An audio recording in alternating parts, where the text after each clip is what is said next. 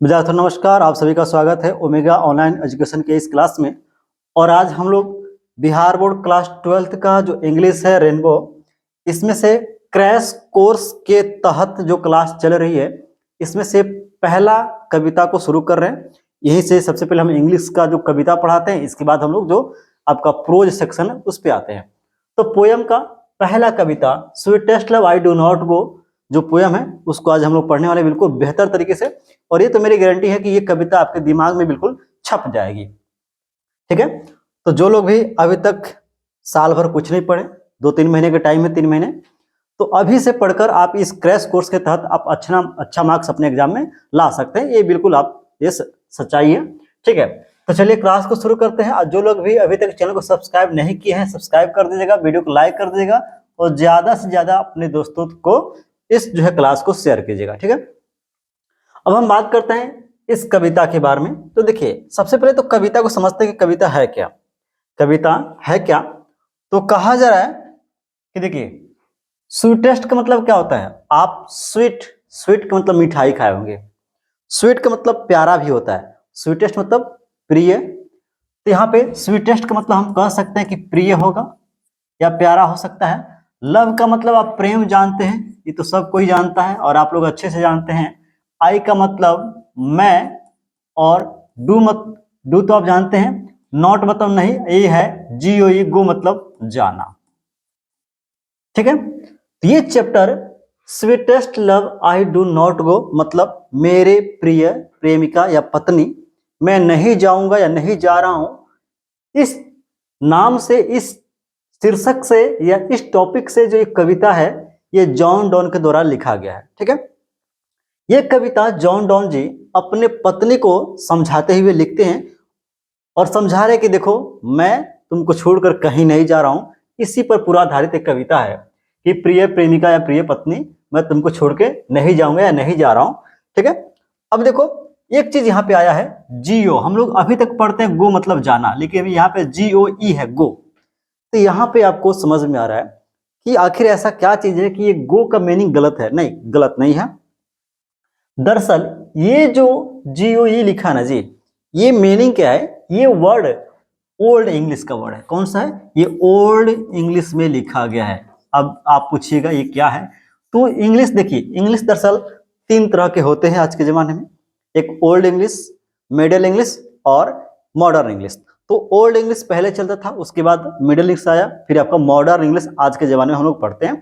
तो ये जो पूरा कविता है ना जी, ओल्ड इंग्लिश है, इसलिए कुछ कुछ जो आपको मीनिंग दिखेगा वो अटपटा सा दिखेगा और आपको लगेगा या तो ये तो गलत है, ठीक ना, या तो सर गलत टाइप कर दिए। लेकिन गलत टाइप नहीं किए, ये वर्ल्ड इंग्लिश में पूरा कविता है, इसीलिए आपको कुछ मीनिंग अटपटा सा दिख रहा है।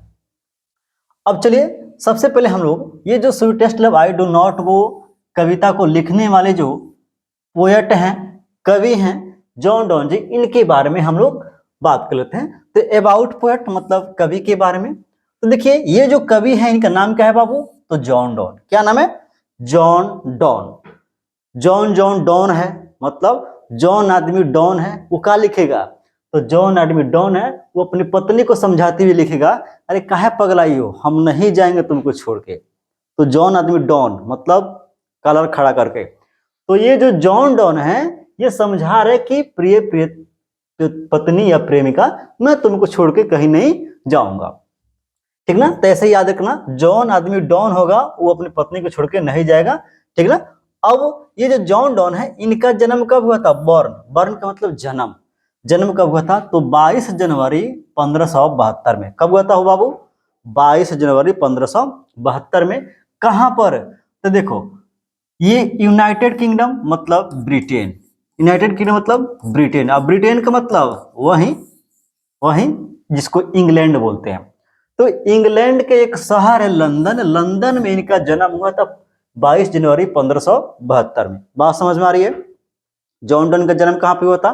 तो जॉन डॉन का जन्म हुआ था ब्रिटेन मतलब लंदन के एक शहर, मतलब कि ब्रिटेन मतलब इंग्लैंड के एक शहर है लंदन, उसी लंदन में 22 जनवरी 1572 में इनका जन्म हुआ था। याद आ रहा है? 22 जनवरी 1572। ठीक है, बहुत बढ़िया। आगे देखिए, डेथ, ये मर गए, इनके निधन कब हुई थी? तो निधन होता है 31 मार्च 1631। यूं 31 और यूं 31, याद रखिएगा। 31 मार्च 1631, यहां भी 31, यहां भी 31। कहां पर निधन हुआ था? तो ब्रिटेन के मतलब इंग्लैंड के जो शहर है लंदन, वहीं पर इनका मृत्यु हुआ था। जहां पे जन्मे वहीं पर मृत्यु भी हुआ था। इतनी बात समझ में आ रही है? आगे देखिए, स्पाउस। स्पाउस का मतलब देखा बाबू, पत्नी होता है। क्या होता है? पत्नी। तो इनकी जो स्पाउस थी, जो पत्नी थी, इनका नाम था एने मोर। क्या नाम था? एने मोर। ठीक ना? एने मोर। ये क्वेश्चन नहीं पूछता है, लेकिन इनके जन्म मरण ये तो लिख पूछता है, इस बात को ध्यान रखिएगा। अब इनकी पत्नी का नाम था एने मोर, इतना इंपॉर्टेंट नहीं है, लेकिन इसको याद रखिएगा। एजुकेशन, शिक्षा, पढ़ाई कहां तक किए थे? तो यहां पे कहा जा रहा है कि द यूनिवर्सिटी ऑफ कैम्ब्रिज। कौन सा यूनिवर्सिटी है बाबू? तो कैम्ब्रिज यूनिवर्सिटी से पढ़ाई किए थे। इसके अलावा लिंकलॉन्स इन यूनिवर्सिटी ऑफ ऑक्सफोर्ड, इसके अलावा ऑक्सफोर्ड यूनिवर्सिटी से पढ़े थे। दोनों बहुत अच्छा अच्छा यूनिवर्सिटी है। कहाँ का? इंग्लैंड का, मतलब के ब्रिटेन का, या जो है। तो कौन कौन से यूनिवर्सिटी में पढ़े थे? तो सीधे याद रखो कैम्ब्रिज यूनिवर्सिटी पहला, और दूसरा याद रखो ऑक्सफोर्ड यूनिवर्सिटी। ठीक है? तो दो यूनिवर्सिटी में पढ़े थे ये, कैम्ब्रिज और ऑक्सफोर्ड। ठीक है? लिखते चलो सभी लोग। आगे देखिए, आगे कहा जा रहा है कुछ बुक्स, मतलब कुछ किताबें भी लिखे थे, और किताबों में पहला था हॉली सोनेट। क्या नाम था? तो किताबों में पहला इनका जो किताब था, ये नाम था हॉली सोनेट। दूसरा है ये वेलेडिसन फॉरबिडिंग मॉर्निंग, ये दूसरा किताब है। किताब का नाम याद रखना बाबू, पूछता है, इस बात को ध्यान रखो। कौन कौन सा किताब था? तो हॉली सोनेट, हॉली सोनेट्स, और ये वेलेडिसन फॉरबिडिंग मॉर्निंग। ठीक है ना? ये कुछ इनकी किताबें थी। अब इनकी कुछ कविता भी रही हैं, कुछ कविता भी लिखे थे। कौन?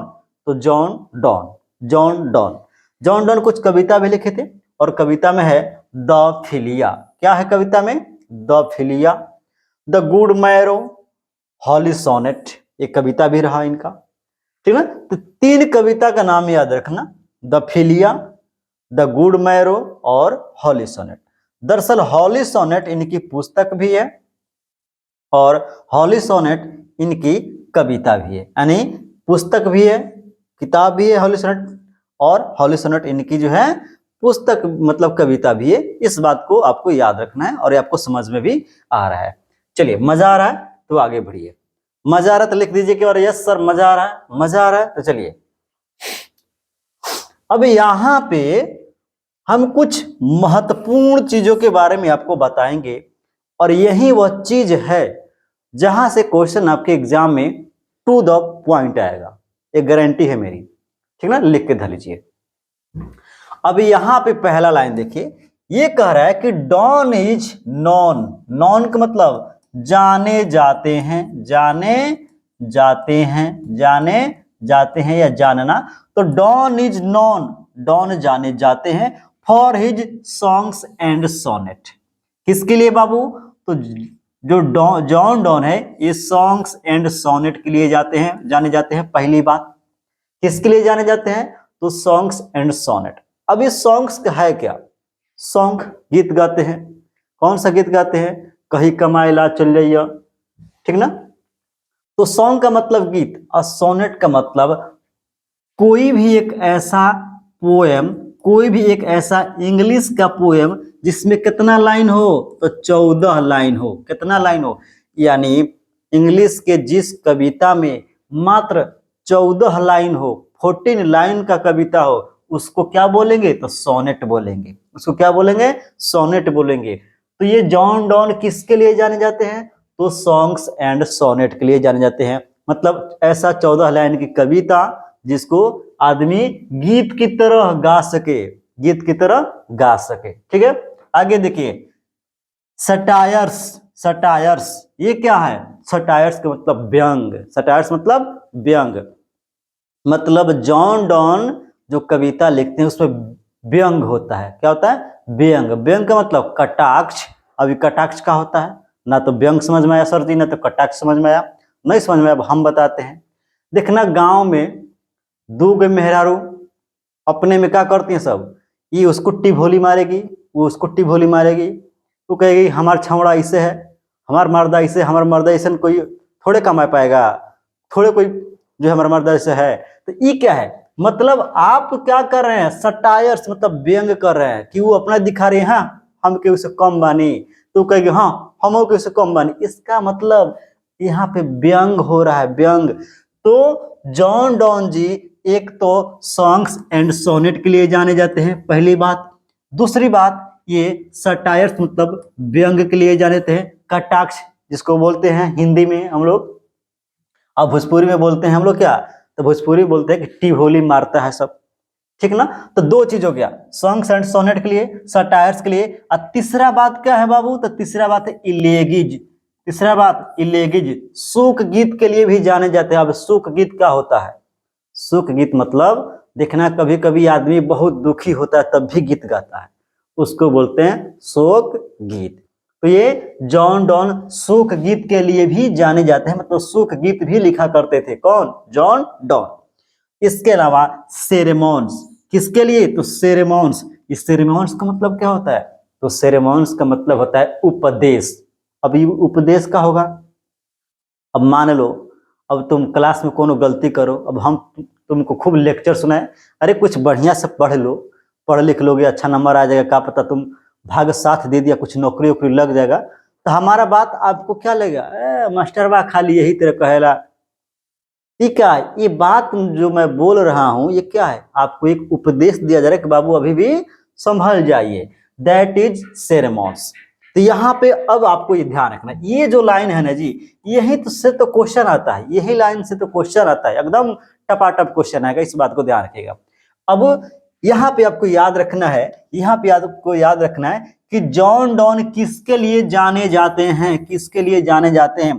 तो पहली बात मैंने क्या बताया, पहली बात मैंने बताया कि जॉन डॉन जो है बाबू ये किसके लिए जाने जाएंगे, तो मैंने बताया था कि सॉन्ग्स एंड सोनेट के लिए, सॉन्ग्स एंड सोनेट के लिए, इसके अलावा सटायर्स के लिए मतलब व्यंग के लिए, इसके अलावा इलेगिज के लिए, और फिर इसके अलावा सेरेमोन्स के लिए। ये चारों को चीज है ना जी, इन चारों को तुमको क्या करना है, रट लेना है, चाहे तुम पढ़ के रटो, चाहे गिलास में इसको जो है क्या करो, पाउडर बना के काढ़ा बना के पी जाओ, लेकिन इस लाइन को तो रट लेना, यहां से क्वेश्चन आता है, लिखता है question, John Donne is known for, John Donne is known for मतलब जॉन डॉन किसके लिए जाने जाते हैं, तो याद रखना एकदम चुटकी में, songs and sonnet, satires, elegies and sermons. लो एक नंबर हम बता दिए तुमको। चलो अब यहाँ पे इहो लाइन बहुत महत्वपूर्ण है, इहो लाइन बहुत महत्वपूर्ण है। यहाँ पे कह रहा है कि John Donne is metaphysical, metaphysical poet हैं, कौन से पोएट हैं, तो मेटाफिजिकल, ई जो है मेटाफिजिकल याद रखना, क्या याद रखना है, मेटाफिजिकल। अब मेटाफिजिकल मतलब क्या होता है, मेटाफिजिकल का मतलब यहाँ पे देखिए आध्यात्मिक, जो आपको क्या करे, आपको अध्यात्म से संबंधित बातें सिखाए, उसको आध्यात्मिक कहा जाता है। तो जॉन डॉन क्या थे, मेटाफिजिकल पोएट हैं, मतलब आध्यात्मिक कवि हैं। जॉन डॉन क्या है, तो जॉन डॉन मेटाफिजिकल पोएट हैं, यानी आध्यात्मिक कवि हैं। अभी आध्यात्मिक क्या होता है, या अध्यात्म का होता है, ठीक है। तो देखिए अब हम क्या करें, अब हम बताएं कि जीवन क्या होता है, मरण क्या होता है, आप जन्म लेके आए हैं तो आपका कर्तव्य क्या है, ठीक ना, ईश्वर क्या है, ईश्वर किस रूप में है, ये सब चीज के जब बारे में आपको हम बताएंगे ना जी, साधु संत जी से बात करेंगे, तब आपको लगेगा कि लग रहा है कि सर जी अब क्या हो गया, साधु हो गए, इसका मतलब हम अध्यात्म की बात कर रहे हैं, किसका बात कर रहे हैं बबुआ, अध्यात्म की बात कर रहे हैं। तो ध्यान रखिएगा, John Donne is a metaphysical poet, मतलब कि आध्यात्मिक कवि हैं, ठीक है ना। ये पॉइंट भी आपका एग्जाम का क्वेश्चन है, ऑब्जेक्टिव का। आगे कहा जा रहा है he was born in London, कहां पे जन्म हुआ था, तो लंदन में, लंदन है कहां पे, तो ब्रिटेन में, और ब्रिटेन का ही दूसरा नाम क्या है, क्या नाम है, इंग्लैंड नाम है, ठीक है ना। तो लंदन में जन्म हुआ था, इनटू ए प्रोस्पेरस रोमन कैथोलिक फैमिली, ये लो ये भी आपका ऑब्जेक्टिव है, किस परिवार में जन्म हुआ था, तो इंग्लैंड के प्रोस्पेरस, प्रोस्पेरस मतलब शानो शौकत, शानो शौकत मतलब अच्छा खासा इनका परिवार था। और इनका जो परिवार था ना बाबू, वो क्या था, रोमन कैथोलिक फैमिली था। मतलब इनका जो परिवार था, फैमिली था, वो किस धर्म को मानता था, तो रोमन कैथोलिक। अब कहोगे ये गुरुजी ये रोमन कैथोलिक का है, तो लोग बताते हैं। देखो जैसे हम लोग यहाँ में बिहार में एगो तुम सुने होगे हिंदू, एगो सुने होगे हिंदू, और दूसरा सुने होगे बाबू मुस्लिम्स। क्या सुने होगे, मुस्लिम्स, यानी हिंदू मुस्लिम दो सुने होगे। सिख ईसाई भी होता है लेकिन जल्दी मिलते नहीं है। तो ये तो दुगो सुने होगे, दुगो धर्म। यही तरह इंग्लैंड में भी दुगो धर्म होता है। एक होता है रोमन कैथोलिक, एक होता है रोमन कैथोलिक, और दूसरा होता है जिसको बोलते हैं नॉन रोमन कैथोलिक। क्या होता है, नॉन रोमन कैथोलिक। तो ये क्या थे, ये जो थे जॉन डॉन, ये रोमन कैथोलिक परिवार से थे। कौन से परिवार से, रोमन कैथोलिक। और इंग्लैंड में रोमन कैथोलिक धर्म के जो लोग हैं उनकी संख्या बहुते कम है। कितना है, बहुते कम है। और ये वाले ज्यादा हैं, नॉन रोमन कैथोलिक वाले ज्यादा हैं। इस बात को क्या करना है, ध्यान रखना है। आगे बढ़े, हाँ चलो। अब कहा जा रहा है कि डॉन वाज फोर्स, डॉन के ऊपर क्या किया गया, फोर्स किया गया। फोर्स मतलब दबाव, उनको दबाव डाला गया। किस चीज का, टू लीव मतलब कि छोड़ दीजिए। जॉन डॉन के ऊपर दबाव डाला गया, जबरदस्ती किया गया उनको कि आप क्या कीजिए, आप लीव कर दीजिए, मतलब छोड़ दीजिए। तो क्या छोड़ दीजिए, तो ऑक्सफोर्ड यूनिवर्सिटी जिसमें आप पढ़ रहे हैं, इस यूनिवर्सिटी को आप छोड़ दीजिए, इसमें पढ़ाई मत कीजिए। यानी ऑक्सफोर्ड यूनिवर्सिटी में जब जॉन डॉन पढ़ रहे थे तो नॉन रोमन कैथोलिक धर्म वाले जो लोग थे, ये जॉन डॉन के ऊपर कहने लगे, दबाव डालने कि ऐसा है कि जॉन डॉन आप ये जो ऑक्सफोर्ड यूनिवर्सिटी में पढ़ रहे हैं इसको आप क्या कीजिए, लीव कर दीजिए, छोड़ दीजिए। तो कहे छोड़ दीजिए, कैसे छोड़ दीजिए, तो विदाउट ए डिग्री, बिना कोई डिग्री लिए हुए। अभी बताओ, तुम लोग कहीं नाम लिखा लो, पढ़ो साल डेढ़ साल, और फिर कोई कह दे उसमें कल क्या कैसा है बाबू, बोरिया बस्तर समेटो और स्कूल में कल से दिखाई मत देना, कोई तुमको कोई डिग्री उग्री नहीं मिलेगा, स्कूल छोड़ दो। भाई ये कौन सी बात है।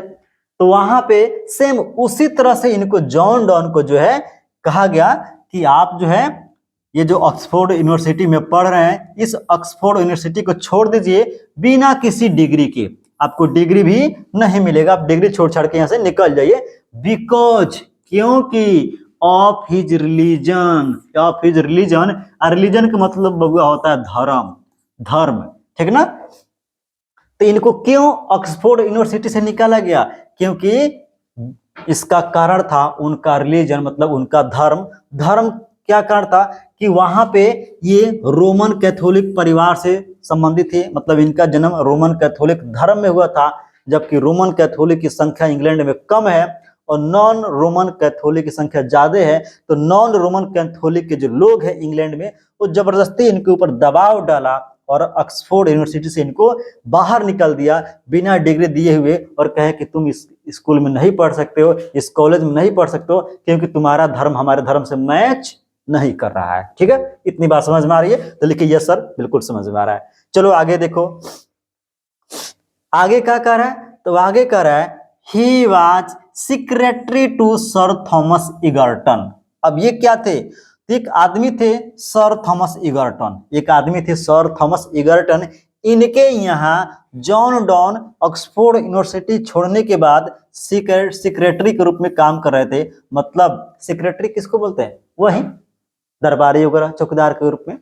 तो ये जो है सेक्रेटरी के रूप में काम कर लगे, किसके यहाँ, सर थॉमस इगर्टन के यहाँ। ठीक ना, बहुत बढ़िया।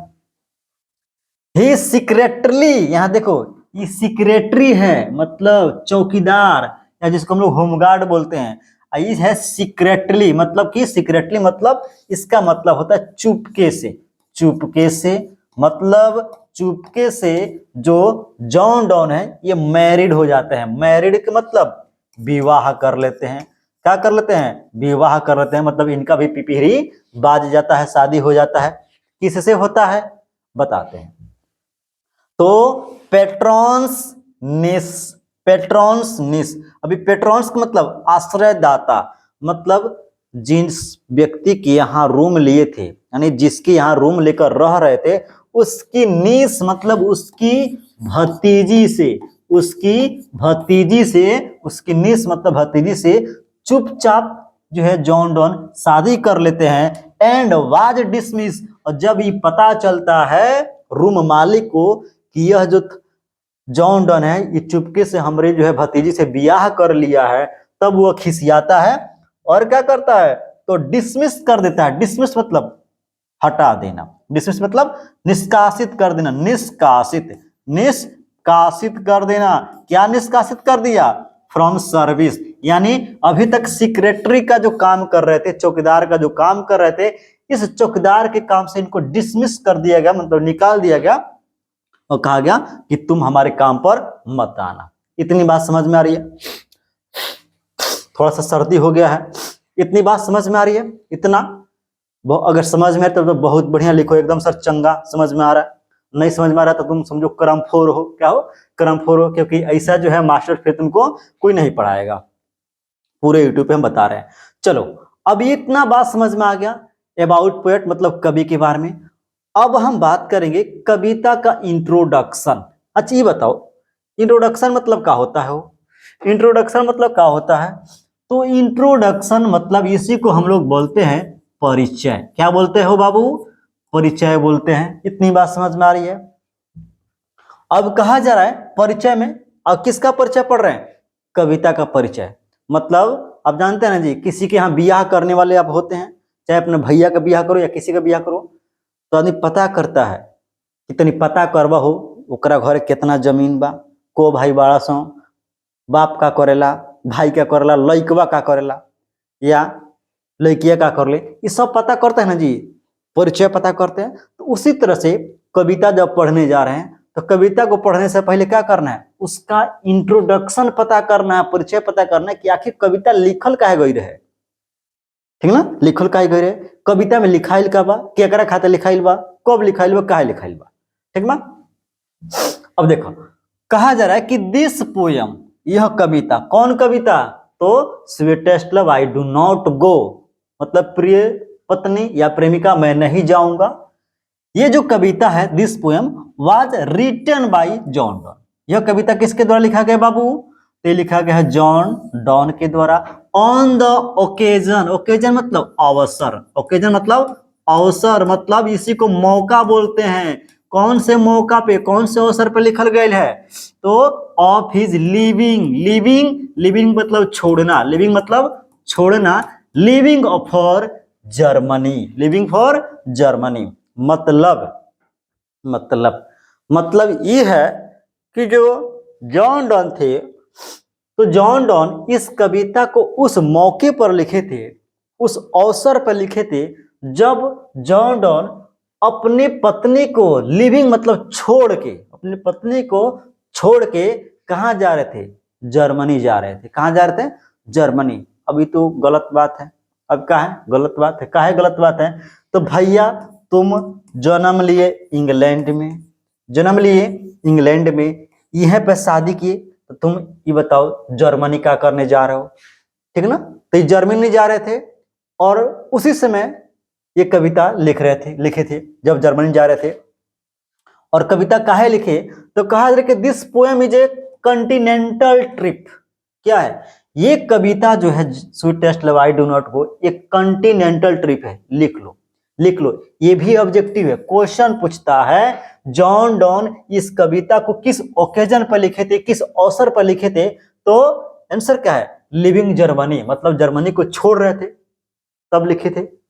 और फिर कह रहा है कि this poem is a Continental trip. Trip का मतलब क्या होता है? तो ट्रिप का मतलब यात्रा, ट्रिप मतलब यात्रा, और कॉन्टिनेंटल मतलब महाद्वीपीय, महाद्वीपीय। अभी महाद्वीपीय क्या होता है? अब दिमाग लगाओ। अब देखो इस पृथ्वी पर कितने महाद्वीप है? नाम सुने होंगे कि 7 महाद्वीप है। कितना महाद्वीप? 7 महाद्वीप है। एशिया, अफ्रीका, यूरोप, इस तरह से दक्षिण दक्षिण अफ्रीका। तो इस तरह से जो महाद्वीप है, तो ये जो है यूरोप के थे। कौन? यूरोप के थे कौन? John Donne. तो जॉन डॉन एक महाद्वीप को छोड़ के दूसरे महाद्वीप पर जा रहे थे। तो बीच में आप जानते हैं ये जो पूरा संसार है, ये जो मिट्टी है जिसपे हम लोग रहते हैं, ये क्या है? तो समुद्र में ही सब कुछ है, ठीक ना। मिट्टी भी क्या है? समुद्र के बीच में कहीं मिट्टी का भाग है जहां पर हम लोग रहते हैं। तो जॉन डॉन जो है ये जर्मनी को छोड़कर, मतलब एक महाद्वीप को छोड़ दूसरे महाद्वीप पर जा रहे थे। और उस समय एक महाद्वीप से दूसरे महाद्वीप पर जाने के लिए एक ही उपाय था। उपाय क्या था? जहाज से जाना। तो इसी को बोलते हैं कॉन्टिनेंटल ट्रिप, मतलब महाद्वीपीय यात्रा। मतलब एक देश को, एक महाद्वीप को छोड़ के ये जॉन डॉन दूसरे महाद्वीप पर जा रहे थे और उनका यात्रा था जहाज से। इसीलिए कहा गया है कि ये जो कविता है क्या है? कॉन्टिनेंटल ट्रिप है। ये ऑब्जेक्टिव है। क्या है? ऑब्जेक्टिव है। क्वेश्चन पूछता है कि ये कविता क्या है, तो कविता कॉन्टिनेंटल ट्रिप है, ठीक ना। ध्यान रखिएगा। आगे कहा जा रहा है he wrote it to console. He wrote it, वे जो है जॉन डॉन, वह इस कविता को लिखते हैं टू कंसोल। कंसोल का मतलब समझाना। कंसोल का मतलब समझाना। तो जो कवि हैं जॉन डॉन, इस कविता को लिखे हैं कंसोल करने के लिए, समझाने के लिए। किसको समझाने के लिए? हिज वाइफ, अपनी पत्नी को समझाने के लिए। And it is one of his simplest poem. और क्या है? अपनी पत्नी को समझाने के लिए इस कविता को लिखे और उनका सबसे साधारण कविता या आसान कविता इसको कहा जाता है। ही टेल्स हिज वाइफ, वो अपनी पत्नी को कहते हैं he loves her and will return soon. कहते हैं कि देखो पत्नी तो नहीं बोले होंगे, देखो महबूबा, या देखो जो है मैं तुमसे बहुत प्रेम करता हूं और तुम भी मुझसे बहुत प्रेम करती हो, और इसलिए हम भले ही यात्रा करने जा रहे हैं, तुमको इंग्लैंड में छोड़ के हम जर्मनी जा रहे हैं दूसरे महाद्वीप पर, लेकिन हम क्या है तुमसे चूंकि प्रेम करते हैं तो जो है हम रिटर्न होंगे, मतलब वापस आएंगे। कैसे आएंगे? तो सून मतलब जल्दी से आएंगे, फटाक दे जाएंगे और फटाक दे आएंगे, ठीक ना। और कहते हैं सो सी शुड नॉट साइज, तो तुमको क्या नहीं करना है? तो तुमको जो है झोंके की तरह रोना नहीं है। और लाइक विंड, मतलब ये जो अपना मगरमच्छ वाला जो आंसू तुम टपका रही हो, टप टप, ठीक ना, कि मत जाए तो ढेर दिन लग जाई, क्या पता लौटेम कि ना लौटेम। जहाज से जाता नहीं, कोई जहाज से जाता नहीं, पनिया जहाज से कहीं तूफान आ गई, चाहे कहीं लहर तेज उठल तो वही में निपट जाए। तो इस तमाम सारी बातें कह के रो रही थी। तो अपने पत्नी को समझा रहे थे, अरे पगली काहे तुम इतना भाव भी हो रही है, काहे पगला रही है? अरे हम जा रहे हैं तो हम तुमसे प्रेम करते हैं, जल्दी लौट के आ जाएंगे, ठीक ना। तो इस तरह से समझा रहे थे और कहते कि तुम रो नहीं, हम जा रहे हैं तो हम जल्दी से आ जाएंगे, तुमको रोने की जरूरत नहीं है, तुम तो ऐसे रहो सिसिक के जैसे लग रहा है कि हवा चल रहा है, ठीक है ना। तो इस तरह से पत्नी को अपने समझा रहे थे, ठीक है ना। और इनकी पत्नी जो रो रही थी, लग रहा था कि एकदम समुद्र से क्या हो रहा है, कोई तूफान लहर उठ रहा है, ठीक है ना। और हर टीयर्स का मतलब आंसू, उनकी जो आंसू थी, किनकी आंसू?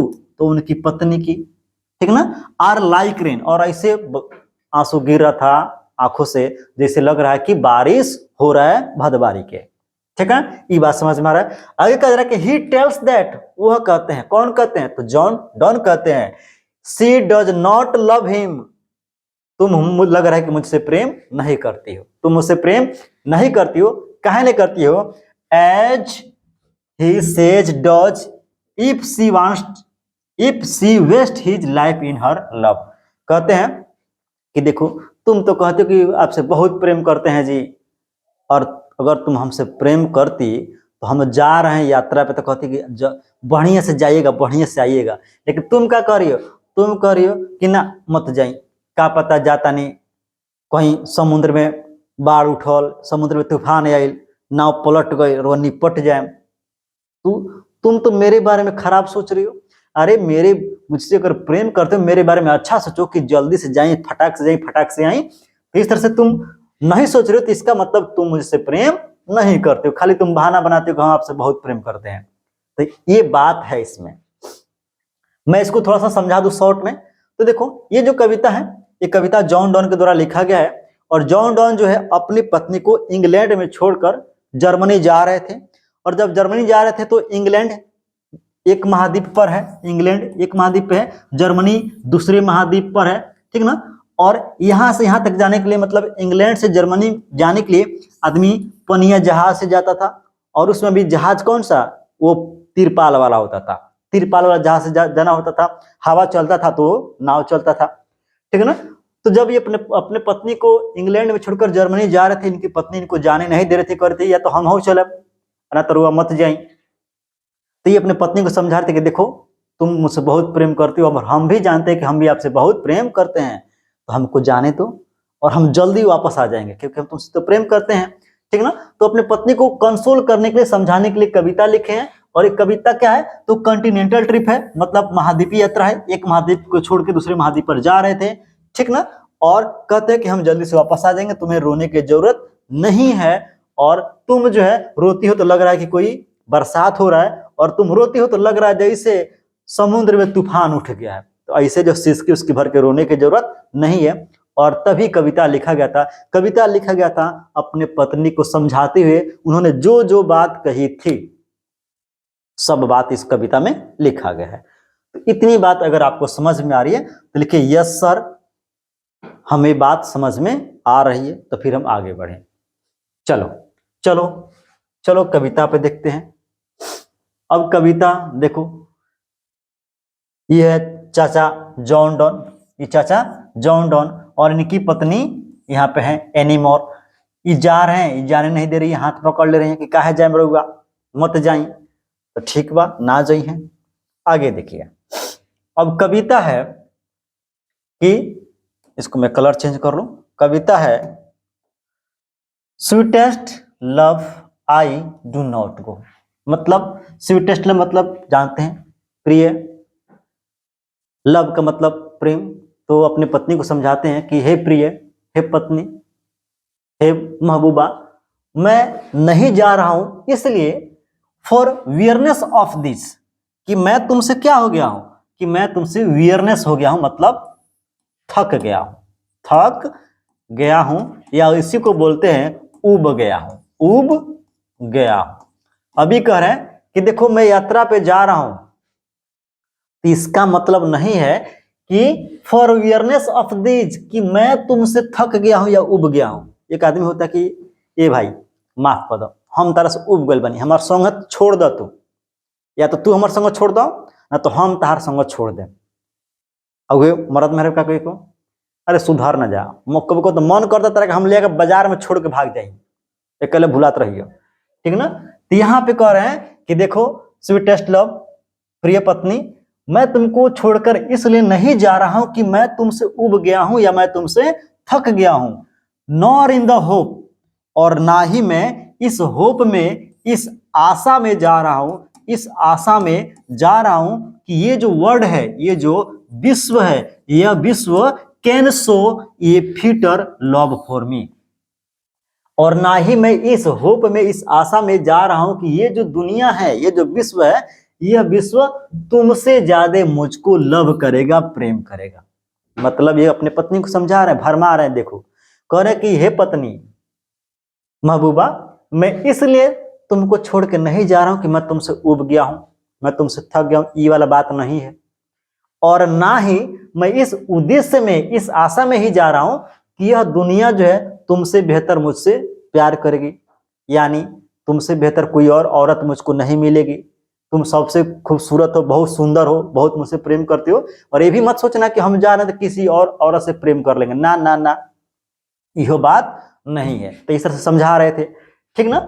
आगे करें, बट लेकिन since that I must die at last. कहते हैं बट लेकिन एक बात है, एक बात है। बात क्या है, एक मिनट बताते हैं।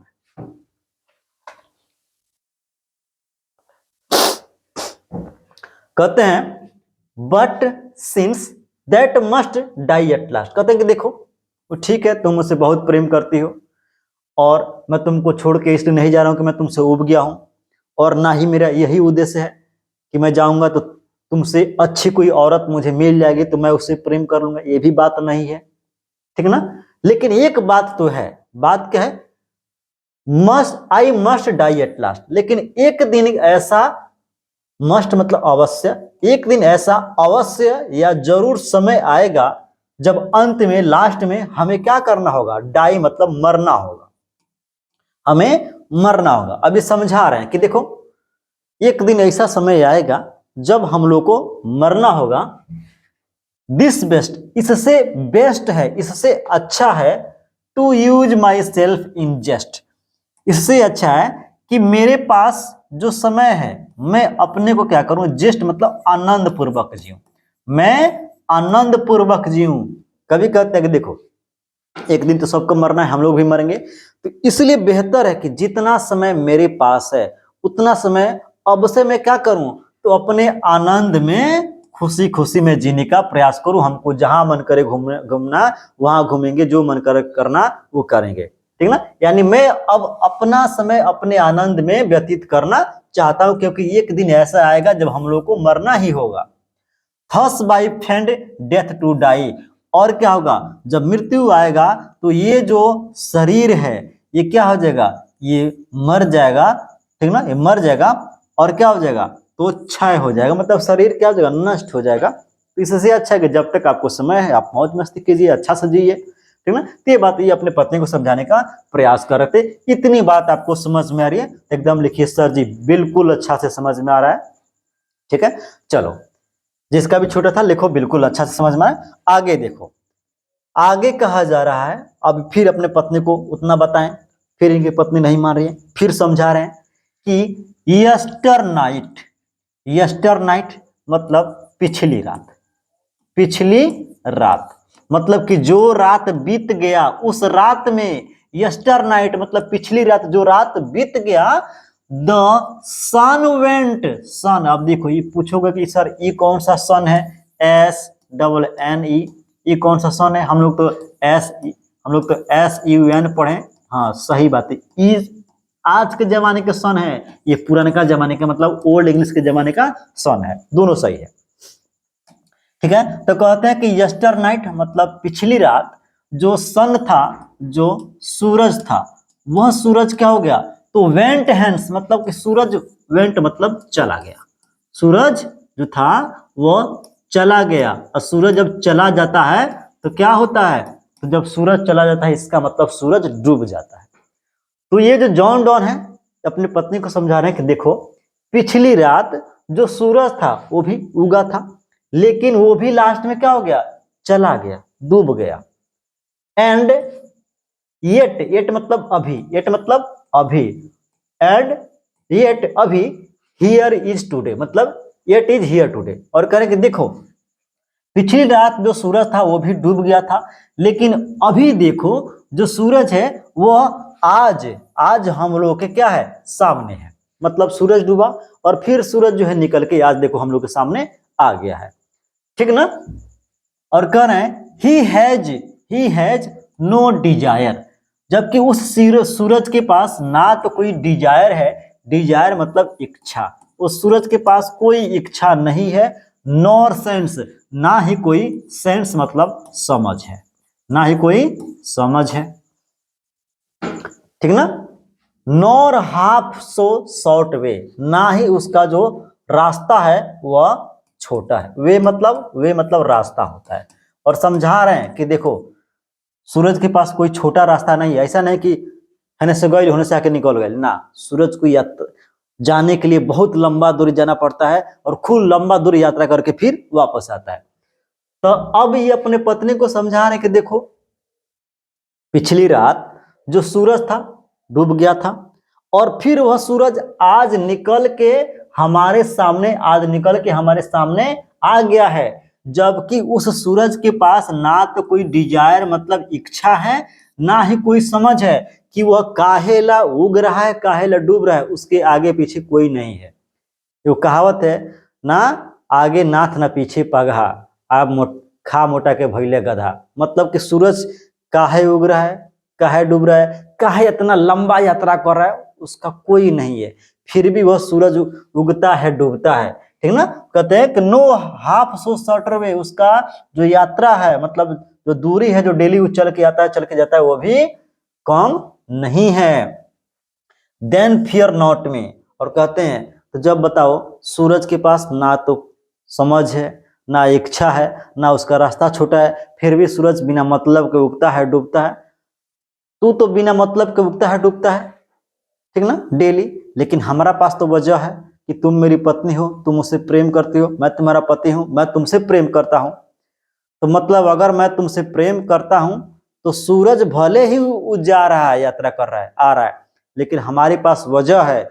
हम अगर जाएंगे तो हम लौट के तुम्हारे लिए जरूर आएंगे। इस तरह से अपने पत्नी को समझा रहे थे, ठीक ना, कि देखो सूरज के पास जो है, सूरज कल रात को डूबा था, फिर आज दिन में उग कर आ गया है, जबकि उस सूरज के पास ना इच्छा है, ना कोई समझ है, फिर भी बेचारा इतना लंबा यात्रा करके आता है जाता है। जबकि अगर हम यात्रा पे जा रहे तो हमारे पास वजह है आने के लिए कि हम तुमसे प्रेम करते हैं, तुम हमसे प्रेम करती हो, तुम मेरी पत्नी हो, मैं तुम्हारा पति हूं, तो बिल्कुल हम लौट के आएंगे, कोई बहाना नहीं बना रहे हैं।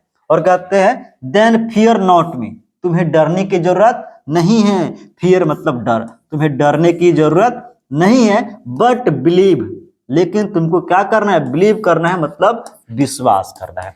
तुम्हें क्या करना है, तुमको विश्वास करना है that I shall make speedier journey. मैं क्या करूंगा, तुम मुझ पे विश्वास करो, तुम मुझ पे विश्वास करो कि मैं क्या करूंगा, स्पीडर जर्नी, यानी एकदम स्पीड में जाऊंगा, हनहनौले, एकदम क्या होगा, एकदम तेजी से वापस आ जाऊंगा। मतलब कि ये जो जर्नी है, जो यात्रा है, एकदम जल्दी से हम पूरा करके आ जाएंगे। कहाँ आ जाएंगे कि तुम मेरी पत्नी हो, तुम मुझसे बहुत प्रेम करती हो, इसलिए एकदम तेजी में जाएंगे, एकदम तेजी से वापस आ जाएंगे, ठीक ना। Since I take more wing, अब काहे इतने जल्दी आएंगे, तो कह रहे हैं कि सिंस, चूंकि आई टेक मोर विंग, क्योंकि मेरे पास क्या है, पंख है। विंग का मतलब, विंग का मतलब पंख। ये बताओ जॉन डॉन आदमी है, इनके पास पंख कहां से आ गया, तो ना, यहाँ पे भले विंग का मतलब पंख होता है, लेकिन यहाँ पर पंख नहीं, यहाँ पर अर्थ है कि मेरे पास क्या है, इच्छा शक्ति है। क्या है, इच्छा शक्ति, मतलब हमारे पास खुद का इतना अंदर शक्ति भरा है कि हम तुम्हारे लिए एकदम जल्दी से जाएंगे और जल्दी से आ जाएंगे। सप्रेस देन ही, यानी सूरज के तुलना में हमारे पास बहुत ज्यादा शक्ति है। भले ही सूरज डेली उगता है डूबता है बिना मतलब के, लेकिन मेरे पास मतलब है कि तुम मेरी पत्नी हो, तो तुम्हारे लिए हम लौट के जरूर आएंगे, और बिल्कुल सूरज से जल्दी से जाएंगे। सूरज जितनी यात्रा करता है उससे तेजी से जाएंगे, और एकदम उससे तेजी से लौट के आ जाएंगे। जब तक उगेगा डूबेगा तब तक हम लौट के आ जाएंगे। तो ऐसे अपनी पत्नी को समझा रहे थे, मतलब भरमा रहे थे, जैसे समझिए, ठीक ना। तो अपनी पत्नी को समझा रहे थे कि अब तो जाने दो, ठीक ना।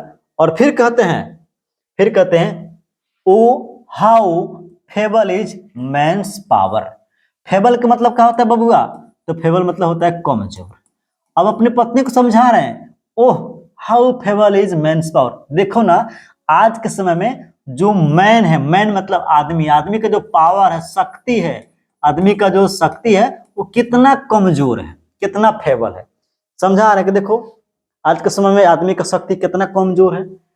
दैट इफ गुड फॉर्चून, अगर उसका अच्छा, फॉर्चून मतलब भाग्य, फॉर्चून मतलब भाग्य, अगर किसी व्यक्ति का अच्छा भाग चल रहा है और क्या हो जाए, वो भाग फॉल मतलब गिर जाए, वो भाग क्या हो जाए, गिर जाए। गिर जाना मतलब भाग, अब कहेंगे भाग गिर गया, भाग गिरता नहीं, भाग गिरता नहीं है, भाग खराब हो जाता है। तो वह कहते हैं देखो कि आज के समय में मानव का जो शक्ति है कितना कमजोर है, कि अगर उसका भाग जो अच्छा चल रहा था, अचानक भाग क्या हो जाए, खराब हो जाए, अचानक उसका भाग्य खराब हो जाए, can not add another hour. और जब उसका भाग्य खराब होगा तब वह आदमी अपने अच्छा भाग में कुछ और समय नहीं निकाल सकता है। इसलिए नहीं बोलते हैं कि आज से हमारा भाग खराब चलता, तो इसका मतलब कल तक उसका भाग अच्छा चल रहा था, तो क्या उसके पास इतना शक्ति है उस आदमी के पास कि जैसे कल उसका अच्छा भाग चल रहा था तो आज वो अपना भाग अच्छा से चला ले? नहीं, इतना शक्ति नहीं है। वह कहते हैं कि अगर किसी व्यक्ति का अच्छा भाग खराब हो जाता है तो वह चाह के भी और अच्छा समय नहीं गुजार सकता, मतलब आगे वह अपना अच्छा भाग फिर से तुरंत नहीं ला सकता है। Nor a last hour recall, और ना ही अभी जो उसका भाग अच्छा चल रहा था उसको वापस ला सकता है ना। मतलब कल हमारा अच्छा भाग चल रहा था, तो अगर हम चाहेंगे कि वह भागवा फिर से आज हमारा आ जाए तो क्या आएगा? नहीं आएगा। और ना ही उसमें हम कुछ घंटा बढ़ा लेंगे कि ठीक है 5 घंटा अच्छा भाग चला था, 1 घंटा और बढ़ जाओ, यो नहीं हो पाएगा। तो ये कहते हैं कि देखो आज के समय में मानव का जो पावर है, शक्ति है, बहुत फेबल है, कमजोर है। और वह अगर उसका अच्छा भाग जो है अगर खराब हो जाता है तो वह चाह के भी उसमें कुछ और घंटे अपने अच्छे भाग में नहीं जोड़ पाएगा, और ना ही उसका जो अच्छा भाग चल रहा था उसको दोबारा वापस ला सकता है, रिकॉल कर सकता है, मतलब वापस ला सकता है। ठीक है, आगे कहते हैं बट कम बैड चांस, लेकिन ये तो फिक्स है कि उसके पास अब क्या आ गया, उसके पास जो है कम बैड चांस, मतलब उसके पास जो है अब आ गया बैड चांस। ए का हो गया हो, एक यहाँ बैठल है ससुर, ठीक है ना। तो कहते हैं लेकिन उस आदमी के पास ऐसा चांस आ गया, बैड चांस। बैड चांस मतलब समझो कि उसका भाग तो खराब हो गया, अब उसका भाग खराब हो गया। And we join to it our strength, और जब किसी व्यक्ति का भाग खराब होता है तो उस स्थिति में आदमी जो है पूरे स्ट्रेंथ मतलब ताकत के साथ उसका सामना करता है। बाप रे बाप, भाग खराब, लेकिन अभी भी हम लड़ता नहीं। अब देखें हम कबले भगवान और भाग खराब करता नहीं, तो आदमी क्या करता है, पूरी ताकत के साथ उसका सामना करता है। And we teach it art and length, और जब आदमी अपने खराब भाग के साथ लड़ाई करता है तब उसको क्या मिलता है, वी टीच, कुछ पढ़ने सीखने को मिलता है, ठीक है ना, कुछ कला आती है कि किस तरह से अगर समय भी खराब चल रहा है तो उसमें हम क्या कर सकते हैं, अपना जीवन को बिता सकते हैं। Itself our us to advance, और ये क्या करता है, समझिए कि ये हमारे जीवन को एक बेहतर बनाने का प्रयास करता है, ठीक है ना। तो इस तरह से अपने पत्नी को समझा रहे थे कि देखो आज के समय में मानव का शक्ति बहुत कमजोर है। अगर किसी व्यक्ति का अच्छा भाग चल रहा है और अचानक उसका भाग खराब हो जाए तब वह आदमी चाह कर भी 2-4 घंटे और अच्छा भाग नहीं गुजार सकता, ना ही उसका जो पिछला अच्छा भाग चल रहा था उसको दोबारा वापस ला सकता है, ये कुछ नहीं हो पाएगा। लेकिन उसके जीवन में खराब समय तो जरूर आ जाएगा, और जब खराब समय आएगा तो लोग उसका जो है सामना करते हैं ताकत लगाकर कि हम हारेंगे नहीं, भले कितना भी खराब समय आ जाए, ठीक है ना। और जब आदमी इस ताकत के साथ लड़ता है तब जाके उसको कुछ सीखने को मिलता है, कुछ कला उसके अंदर आती है, और तब जाके वो अपने जीवन में कुछ अच्छा कर पाता है। ये समझा रहे थे कि भले ही हम लोग के जीवन में खराब स्थिति आ रहा है, हम जा रहे हैं, लेकिन ध्यान रखना एकदम लड़ के आएंगे, ताकत के साथ वापस जरूर आएंगे। अगला लाइन है When you sight not wind, कहते हैं कि जब तुम क्या करते, जब तुम सिसकियां लेती हो तो हमेशा ये जो सिसकियां हैं यह हवा का झोंका नहीं होता, बट साइट माई सोल वे। कहते हैं कि देखो जब तुम साइस्ट करती हो मतलब सिसकी लेती हो, सिसकी, जब तुम रो कर सिसकी लेती हो तो यह सिसकी हमेशा हवा का झोंका नहीं होता है, बट साइड माई सोल वे, लेकिन इस तरह का तुम्हारा सिसकी लेना जो है ये मेरे सोल को, सोल मतलब आत्मा, ये मेरी आत्मा को क्या करता है, अवे मतलब दूर करना। तो कहते हैं ये तो फिक्स है, जब तुम रोती हो तो हमेशा हवा का झोंका नहीं होता है, ठीक ना, लेकिन ये तो फिक्स है, इस तरह का तुम्हारा सिसकना जो है, इस तरह का तुम्हारा सिसक सिसक के रोना, इससे हमारी जो आत्मा है ना जी ये बहुत व्याकुल हो जाता है और लगता है कि हमारे अंदर से हमारा जो आत्मा है कोई छीन के ले जा रहा है। इस तरह से समझा रहे हैं और कह रहे हैं व्हेन यू विप्स्ट अनकाइंडली काइंड, और जब तुम अनकाइंडली मतलब विचित्र तरीके से, जब तुम विचित्र तरीके से, तब तुम विपिष्ट मतलब रोती हो, जब तुम विपिष्ट मतलब जब तुम विचित्र तरीके से रोती हो, माई लाइफ ब्लड, ब्लड मतलब खून, मेरा जो लाइफ मतलब जीवन का जो खून है वह डोथ डिके, डिके मतलब क्षय होना या नष्ट होना, क्षय होना या नष्ट होना। तो कहते हैं कि देखो जब तुम विचित्र तरीके से मतलब बिल्कुल भयानक तरीके से या बेकार तरीके से जब रोते होना चाहिए तो लगता है कि मेरा जो जीवन है, लाइफ है, इस जीवन का जो खून है अब वो क्षय हो रहा है, नष्ट हो रहा है, हमारा खून सब नष्ट हो रहा है जब तुम रोती हो। इट कैन नॉट बी, लेकिन कैन नॉट मतलब नहीं हो सकता, मतलब कि ऐसा होना नहीं चाहिए।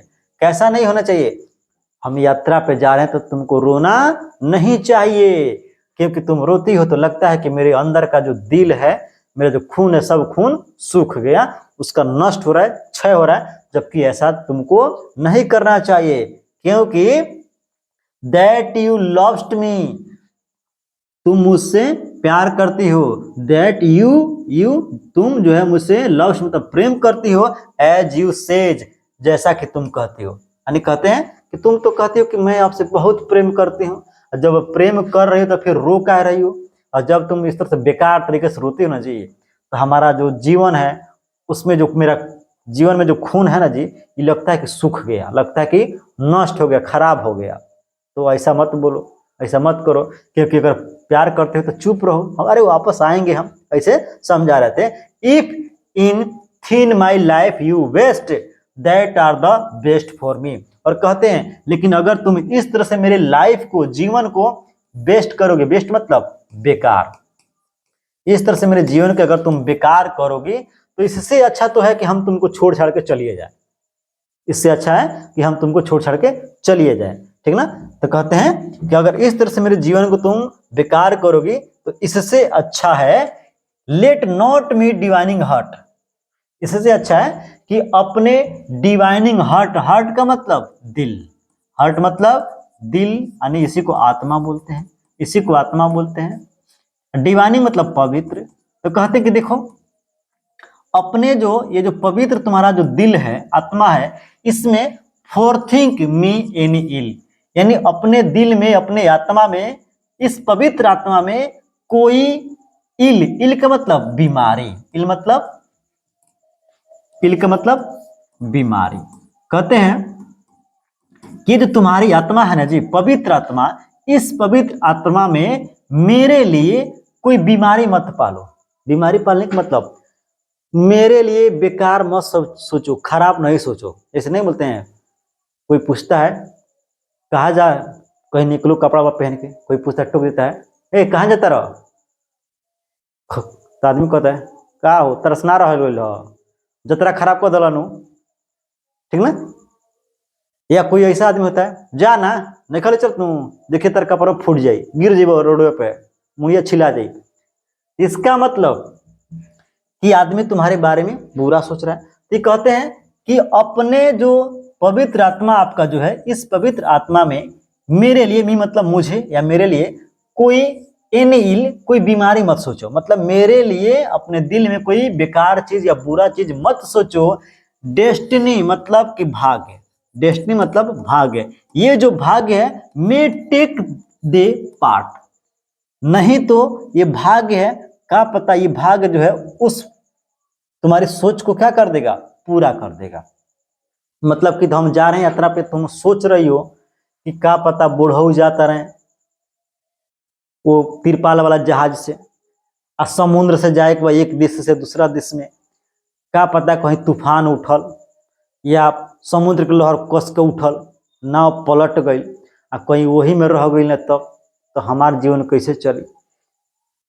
तो कहते हैं कि ऐसे तुमको नहीं सोचना है, ऐसे तुमको नहीं सोचना है, मेरे बारे में अपने दिल में कोई बुरा सोच मत रखो। क्या पता तुम सोच ली कि बुढ़ऊ रह जी वही पनिए में, आ कहीं भाग में उसन हो गई तो बड़ा दिक्कत हो जाई। ऐसे समझा रहे थे। And may the fear fulfil, may the fears fulfil, और कहते हैं क्या पता तुम जो सोची उस वो भाग्य में क्या हो जाए, वह डर जो है तुम्हारे अंदर जो है वह क्या हो जाए, फुलफिल हो जाए, पूरा हो जाए। तुम सोच ले कि बूढ़ऊ कहीं डूब के मत मर जाए, क्या पता भाग वैसा ही कर दिया, नाव पलट के हम डूब के मर जाएं। तो अपने मन में क्या करना है, अच्छा सोचो, बुरा मेरे लिए मत सोचो।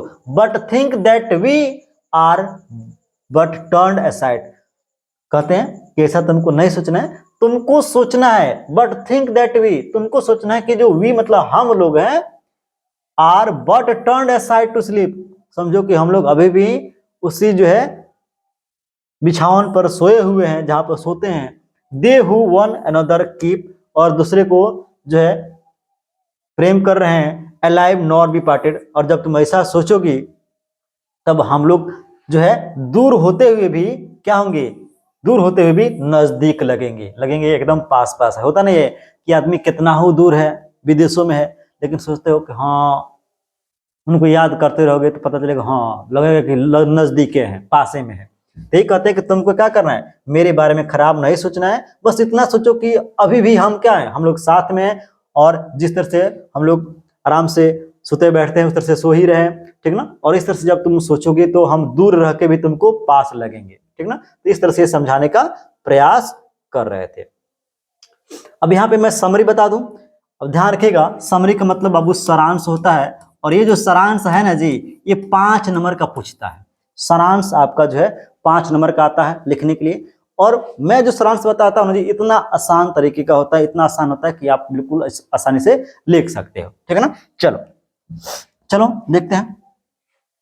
तो समरी में कहा जा रहा है कि sweetest love I do not go poem has been composed by metaphysical poet John Donne. मतलब sweetest love I do not go, ये जो पोएम है, कविता है, इसको कंपोज किया गया है, मतलब लिखा गया है। किसके द्वारा लिखा गया है, तो कंपोज बाय मेटाफिजिकल पोएट, आध्यात्मिक कवि जॉन डॉन के द्वारा। किसके द्वारा लिखा गया बाबू, तो आध्यात्मिक कवि जॉन डॉन के द्वारा लिखा गया है। ही वॉज बोर्न ऑन 1572, मतलब 1572 में इनका जन्म हुआ था, जॉन डॉन का। कहाँ पे, तो लंदन में। लंदन कहाँ है, तो ब्रिटेन मतलब इंग्लैंड का, ये इंग्लैंड का शहर है लंदन, वहीं पे इनका जन्म हुआ था। कब हुआ था, 1572 में, ठीक ना। He was force to leave Oxford University, मतलब ये जो जॉन डॉन है, इनको ऊपर दबाव डाला गया, जबरदस्ती किया गया, और जबरदस्ती करके इनको ऑक्सफोर्ड यूनिवर्सिटी से बाहर निकाल दिया गया, विदाउट ए डिग्री, बिना कोई डिग्री दिए हुए। बिकॉज, कारण था, हिज रिलीजन, उनका धर्म, क्योंकि वो कैथोलिक धर्म से बिलोंग करते थे। ये बात समझ में आ रही है। तो देखो, जब भी तुमको समरी लिखना होगा ना जी, तो कुछ कुछ कुछ भाग शुरुआत का कवि के बारे में जरूर लिखना। जिस चैप्टर का समरी लिख रहे हो, उस कवि का या उस राइटर का जो है बारे में जरूर लिखना, क्योंकि यहां से तुमको नॉलेज रहता है, पहले से लिख दोगे नंबर एकदम चकाचक मिलेगा। और कहा जा रहा है कि he is known for songs and sonnet.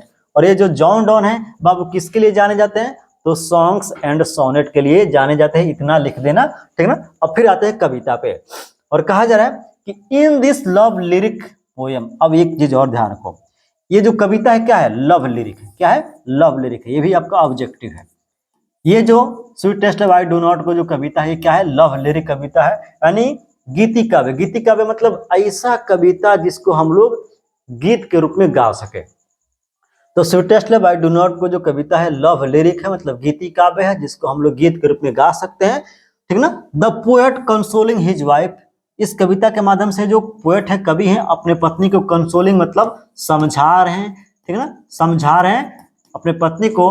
और टेलिंग हर दैट, और अपने पत्नी से टेलिंग मतलब कहते हैं, ही इज गोइंग अवे, वे दूर जा रहे हैं, नॉट बिकॉज, ठीक ना, he is tired of her और वांट्स ए बेटर वुमन। और कहते हैं कि हम तुमसे दूर इसलिए नहीं जा रहे कि हम तुमसे टायर्ड हो गए, थक गए हैं, ठीक ना। और या he wants a better woman, और कहते हैं, और दूसरा ये भी मत सोचना कि हम तुमसे कोई सुंदर औरत चाहते हैं, तुमसे ज्यादा कोई सुंदर औरत हम चाहते हैं, ये भी बात नहीं है। इस काम के लिए हम नहीं जा रहे हैं। Since he has to part with her one day, और कहते हैं कि चूंकि एक दिन ऐसा आएगा जब हम लोग को पार्ट होगा, पार्ट मतलब अलग होंगे, मतलब एक आदमी मर जाएगा, एक आदमी जिंदा रहेगा, ऐसा तो जरूर समय आएगा, एक समय जब हम लोग अलग होंगे। सो ही वांट्स टू रिहर्स, इसलिए कहते हैं इसलिए हम चाहते हैं कुछ समय के लिए क्या करें, रिहर्स करें। रिहर्स का मतलब अभ्यास करें, क्या करें, अभ्यास करें, प्रैक्टिस करें, ठीक ना। अभी से अभ्यास कर ले, कुछ समय तुमसे अलग रह के कि हम अलग रह पाते हैं कि नहीं रह पाते हैं, ठीक ना। तो कहते हैं so he wants to rehearse to leave you separately for some times, और कहते हैं कि इसलिए हम तुमसे अलग रहना चाहते हैं कि कुछ समय अलग रहें, और अलग रह के देखें कि हम रह पाते हैं कि नहीं रह पाते हैं, ठीक है ना। और फिर कहते हैं, इसको मैं ऊपर कर लेता हूं, ठीक है ना। और फिर कहते हैं ही से दैट, कहते हैं sun set in the evening at rise again in the morning. कहते हैं देखो, पिछली रात जो सन था, सूरज था, वो भी सेट हो गया था, मतलब डूब गया था शाम को, इवनिंग मतलब शाम को, and rise again in the morning, और वह जो सूरज है फिर से राइज हो गया, मतलब कि उसका उदय हुआ मतलब सूरज बाहर निकल गया दोबारा सुबह होने पर, but it has neither sense, जबकि उस सूरज के पास ना तो कोई सेंस है मतलब ना तो कोई समझ है, नॉर डिजायर ना ही कोई इच्छा है। ही अस्योर्स वो भरोसा दिलाते हैं किसको, अपनी पत्नी को, her that he has sense and desire, और कहते हैं देखो सूरज तो कल रात को डूबा था शाम को, आज फिर सुबह में निकल गया है, लेकिन उसके पास ना तो कोई इच्छा था ना ही कोई समझ थी, फिर भी बेचारा डूब रहा है उग रहा है, जबकि हमारे पास समझ सेंस भी है, समझ भी है, और डिजायर मतलब इच्छा भी है। सेंस क्या है कि तुम मेरी पत्नी हो, तुम्हारी जिम्मेदारी हमारे ऊपर है, और इच्छा क्या है कि तुम्हारे लिए हमको लौट के जरूर आना है, क्योंकि मैं तुमसे प्रेम करता हूं, तुम मुझसे प्रेम करती हो, ठीक ना। To come back to her so you will come back sooner than the sun, और कहते हैं इसलिए जितना तेजी से सूरज यात्रा करता है आता जाता है, उससे जल्दी से मैं यात्रा करके क्या हो जाऊंगा, वापस आ जाऊंगा, ठीक ना।